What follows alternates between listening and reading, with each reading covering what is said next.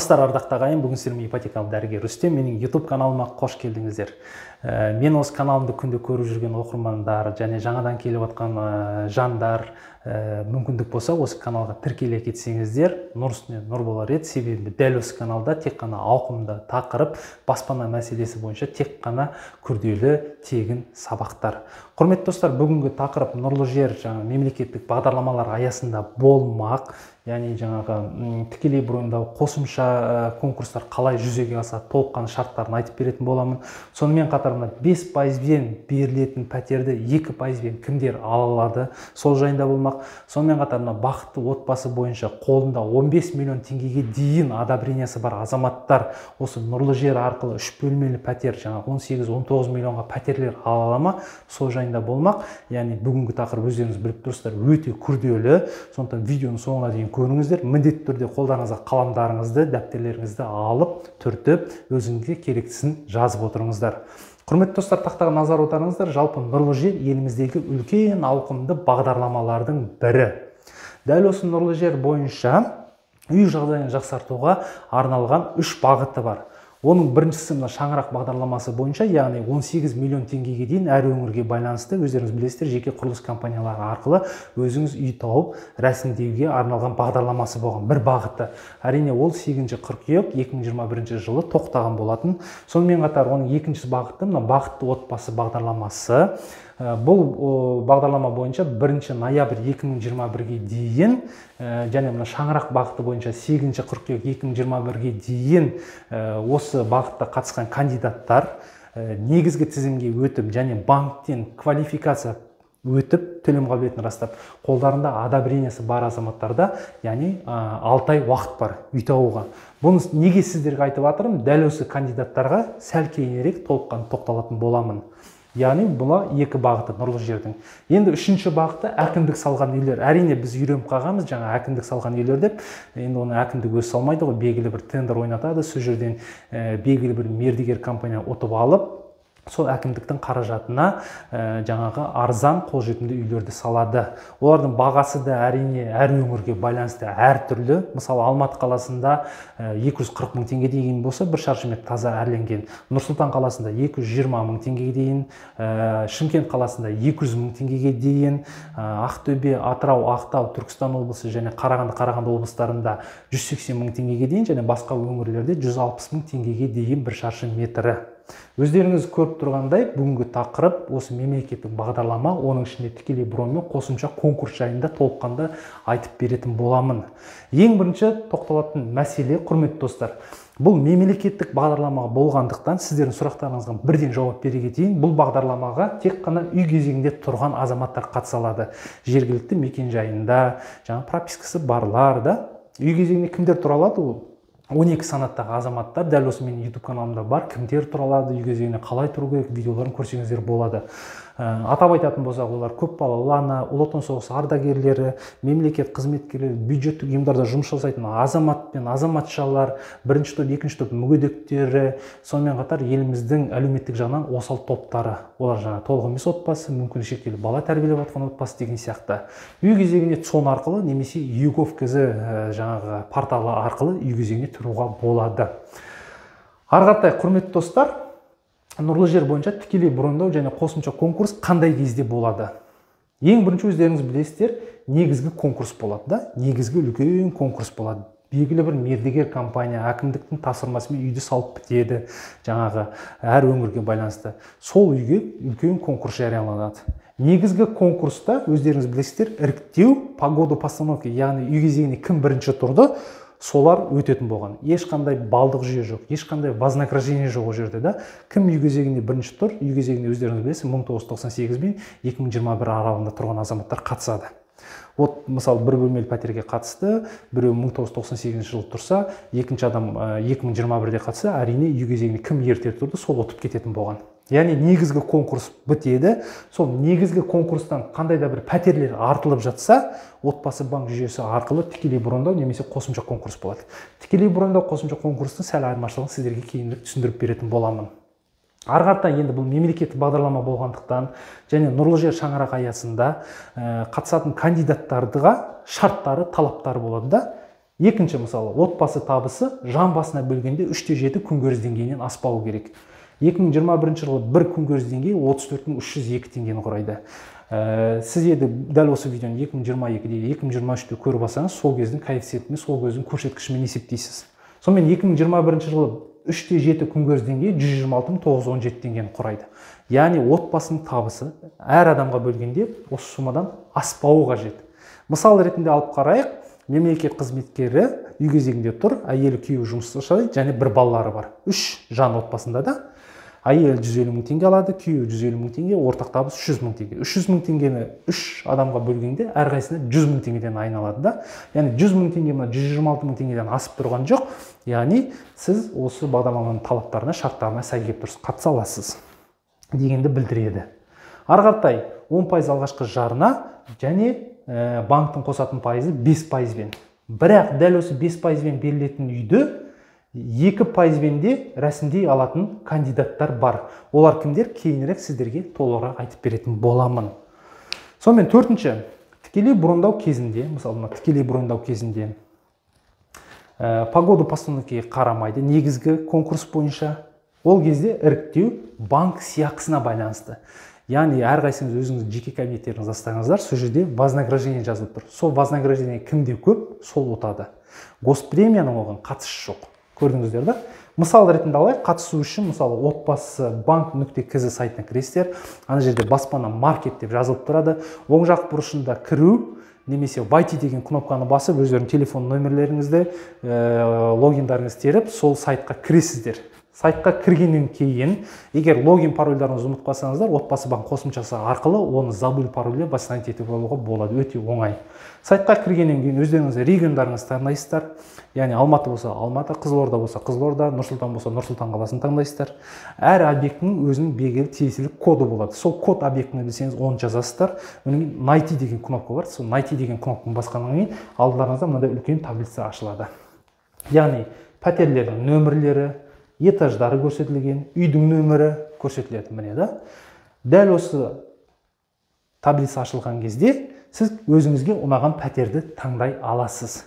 Яғни тікелей брондау кезінде кімнің вознаграждениесі көп, сол ұтады дедім да. Мысалы қараңыздар, 23-ші пәтер дейік. 23-ші пәтерге 3 адам таласты.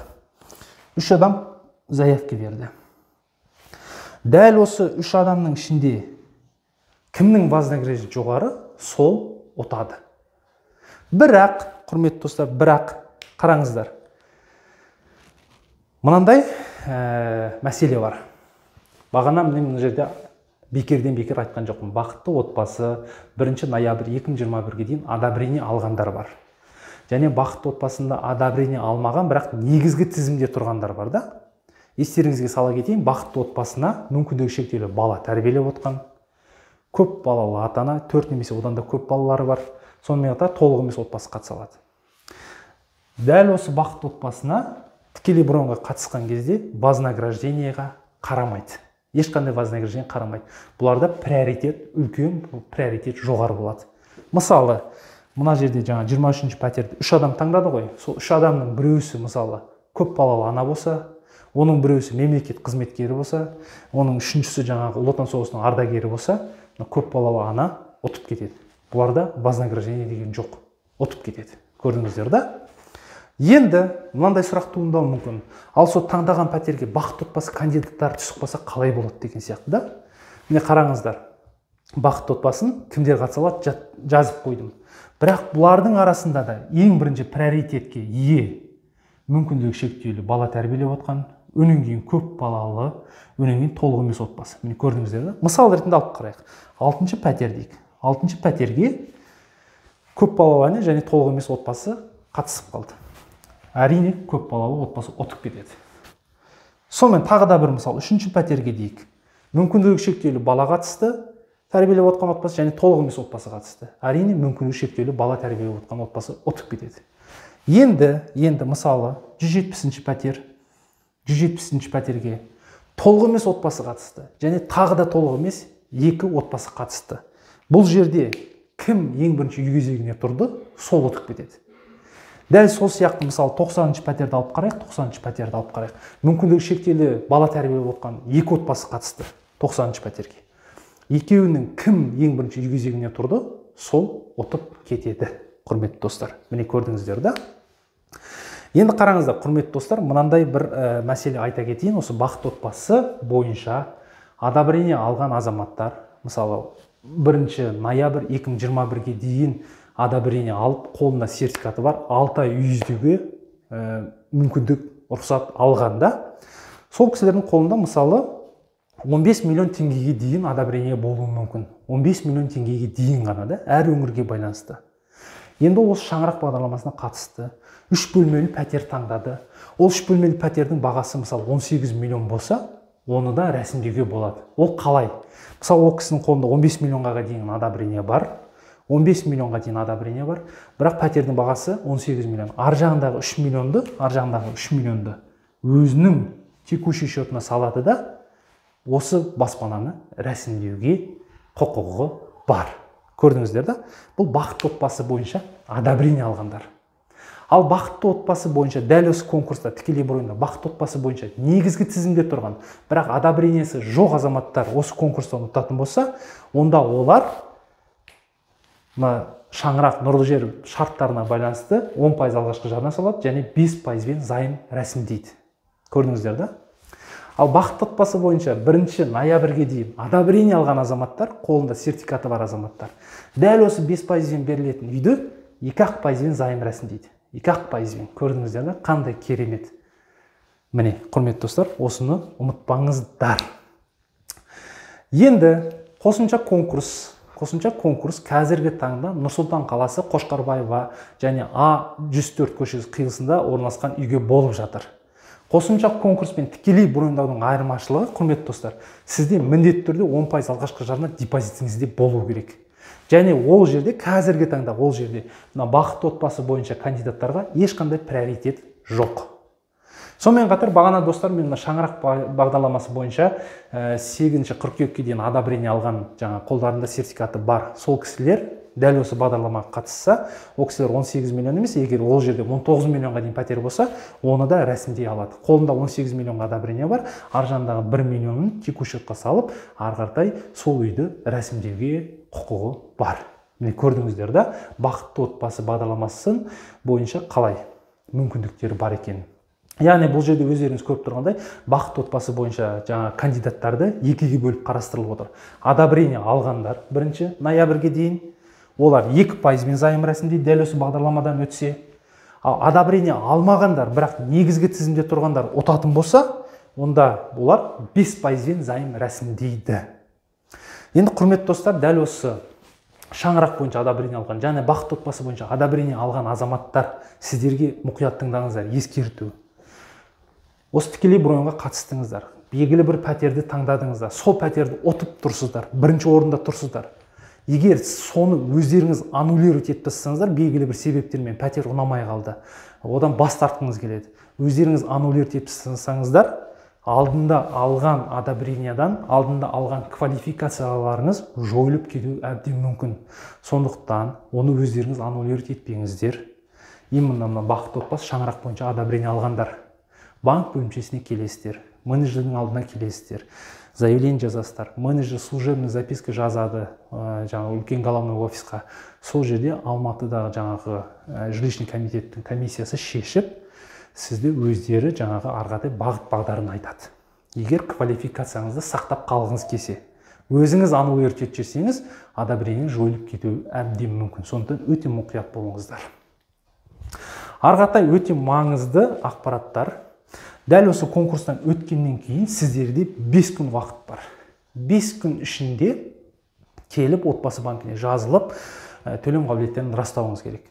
Мынандай мәселе туындауы мүмкін. Мысалы, Алматы қаласында, Нұр-Сұлтан қаласының үй кезегінде тұрған азамат Алматы қаласында жүрді, онлайн компьютерден бере салды. Нұр-Сұлтан қаласына келуге уақыт жоқ, сол қаланың банк бөлімшесіне барып, төлем қабілетіңізді растасаңыз да болады. Яғни сіздерде 5 күн бар. Ары қаратай бір конкурске қатысып атып, сол жерде 2 рет заявкаңызды аннулировать етіп жүрсеңіз, онда сіз 15 күнге блокқа түсесіз. 15 күн қатыса алмайтын боласыз. Өнен кейін төлем қабілетін растау кезінде сіздерге менен лайфхак. Мысалы, дәл осы конкурстен 150-ші пәтерге одобрение алдыңыз. Оның бағасы 15 миллион тұрады делік, да? 15 миллион тұрады. Сіздің доход тексерту кезінде төлем қабілетіңіз 12 миллионға ғана жетіп қалды. Ар жағындағы 3 миллионды текущий счетқа салып жіберіп, осы пәтерді де ары қаратай рәсімдей берсеңіз болады. Тіпті доходыңыз жетпей жатса, 2 созоемшікпен бірге банк бөлімшесіне баруларыңыз керек.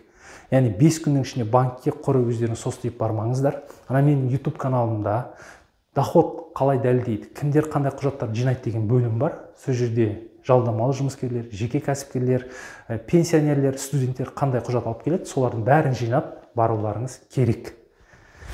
Ары қаратай, вознаграждение аз болса, құрметті достар, менен лайфхак, ортаңғы этаждарға берудің қажеті жоқ. Мына 2-ші, 3-ші, 4-ші этаждарға да, неғұрлым мына 1-ші немесе соңғы этаждарға өтінім беріңіз. Егер баспана алғыңыз келсе, ал жай әшейін қатыса салғыңыз келсе, өзіңіз білесіз, қай пәтерге қатысқыңыз келеді. Бұл менен лайфхак. Өнен кейін өтінім беру соңғы уақытта беріңіздер өтінімді. Мысалы, әр қалада өтінім әр қалай болады. Нұрсұлтан қаласында 5 күн, Алматы қаласында 2 күн деген сияқты, кейбір өңірлерде 1 күн ғана Мысалы, қараңыз, Нұрсұлтан қаласын алып қарайық. Келесі конкурс мысалы 15 мен 22-сі болады ғой. 15 мен 22-сі аралығында метро жақта болады. 22-сі күні кірдіңіздер сайтқа, отбасы банк КЗ сайтына. 22-сі күні кірдіңіздер, ол 23:00-де бітеді. Сіз 22-сі күні 22:00-де кіріңіз, анализ жасаңыз. Әр пәтерге жаңағы курсорды апарған кезде, яғни мышканы бүйтіп апарған кезде, бүйтіп мысалы 100-ші пәтер таңдасаңыз, қасына окошқа шыға келеді. Мындай окошқа шыға келеді қасында. Яғни қанша адам заявка бергені, шаршы метрі, бағасы бәрі шыға келеді.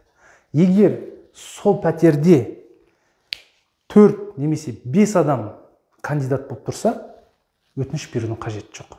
Егер сіздің балыңыз аз болса, анағұрлым жаңа пәтер таңдаған кезде, ол жерде 0 адам заявка беру керек, немесе 1 адам, 2 адам заявка беріп тұрса, онда мүмкіндік бар деген сөз. Яғни сіздің сол пәтерді ұтып шығуыңызға коэффициентіңіз кішкене болса да ұлғаяды деген сөз. Ал егер жаңа мен айттым ғой, 4 немесе одан да көп адам заявка берсе, онда ол жерге қатысудың, заявка берудің қажеті жоқ.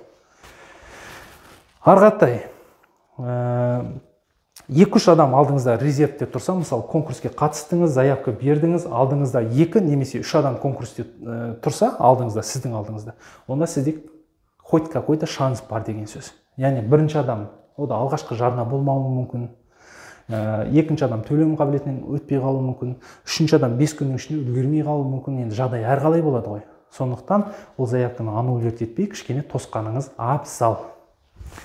Онан кейін үй кезегіне кейін тұрғандар, мысалы үй кезегіне кейін тұрады ғой, мысалы 2018-де, 2019-да, 2020, 21-де тұрғандар, сіздерге бұл таптырмайтын мүмкіндік.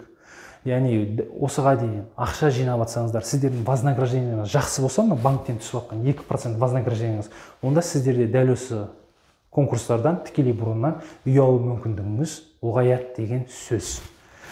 Ары қаратай бірнеше депозитпен қатысуға болады. Мысалы, сіздердің туған туыстарыңызда семейный пакет ашып тастаңыз, сол депозиттің бәрін өзіңіз уступка жасаңыздар, біріктірмеңіздер, тек қана уступка жасайсыз. Сізде бір депозит, туған туысқандардың депозитін алғанда бірнеше депозит болады. Сол бірнеше депозитке галочка қойып қатысуға болады. Себебі бірнеше депозиттің вознаграждениесі бірігеді, сізде өту мүмкіндігі ұлғаяды.